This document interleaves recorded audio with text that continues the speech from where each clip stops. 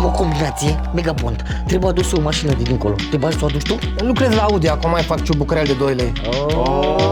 Domnul Audi s-a ajuns. Audi, dar nu vede!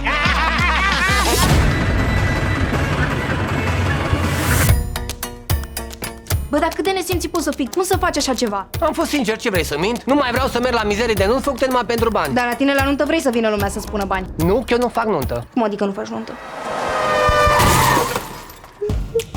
Eu trebuia să primesc o mașină bună și am primit o daună totală. N-am de unde să vă dau 30.000 acum. Păi și cum o rezolvăm? Eu simt că avem o scânteie mișto între noi și eu zic să nu o pierdem și să facem repede nunta. Țac, pac, în 2-3 luni. Cum în 3 luni? Nu te-ai sturat să fii domnișoara Spermezan. Noi, eu de eram în locul ei, spărgeam capul cu ciocanul de jniță. Păi să trăiești tu 5 ani în Curvușac, mă. Și în păcat, mă. Bunica-i de best! Bunica-i de best, nu? Ce v-am spus, că nu bei? Îmi pare rău, eu nu beau așa ceva. Cum să nu bei? Vrei să-mi lași rău în casă? Râzi, mă. Așa. Ziua în care tu m-ai sărutat. Vreau să te invit la nunta mea 19 august. Ce să fac? La nunta ta. Eu nu știu cum te cheamă. Mircea, să știi că eu încerc să mă las de chestiile astea, că nu-mi fac bine. Ai ceva ce te apasă? Oare puteți să-mi confirmați prezența la nuntă? Că n-ați mai zis nimic și mie mi-e destul de iurea cu mine.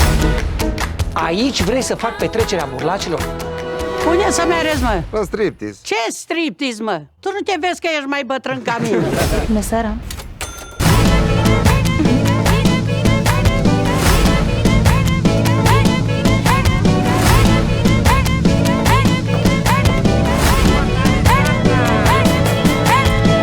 Ziua în care tu m-ai invitat. Mi-ai dat-o concediu peste cap.